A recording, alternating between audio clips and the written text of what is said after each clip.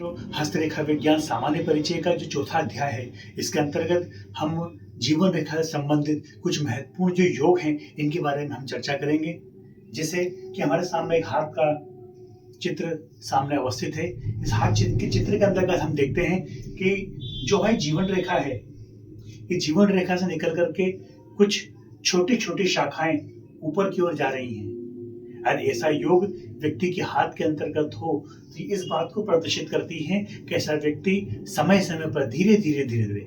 उन्नति इत्यादि को करता जाता है और अपने जीवन के अंतर्गत जैसा वो विचार करता है, जैसा वो सोचता है, उसके अनुकूल परिस्थितियां भी होती जाती हैं और उन परिस्थितियों को अनुकूल बना करके व्यक्ति उत्तरोत्तर उन्नति करता जाता है। अब यदि इस तरह की से रेखाएं निकल करके जीवन रेखा से ऊपर की ओर जाएं और साथ में भाग्य रेखा पूर्ण बनी हुई हो, इसके साथ ही यदि बुध का जो पर्वत है, यदि बुध का पर्वत पूर्ण विकसित हो तो ऐसा व्यक्ति उच्च कोटि का व्यापारी होता है। अपितु क्योंकि शाखाएं जीवन से छोटी छोटी शाखाएं जीवन रेखा से निकल रही हैं, ऊपर की ओर जा रही हैं, ऐसा व्यक्ति अपने व्यापार को बार बार बदलता अवश्य है, लेकिन जितनी बार वो व्यापार को बदलता है, जितनी बार नए नए व्यापार में हाथ आजमाता है, ऐसा व्यक्ति अब उन व्यापार के अंतर्गत बहुत उन्नति इत्यादि को प्राप्त करता है। या फिर हम कह सकते हैं कि ऐसे व्यक्ति के हाथ के अंतर्गत बहुत सारे आय के स्रोत होते हैं। जीवन रेखा पूर्ण विकसित हो,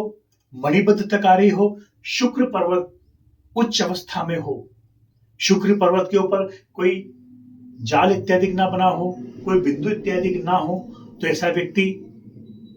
अपने जीवन के अंतर्गत सौंदर्य प्रसाधन इत्यादि की वस्तुएं जो होती हैं उनका व्यापार इत्यादि करता है। अपने जीवन के अंतर्गत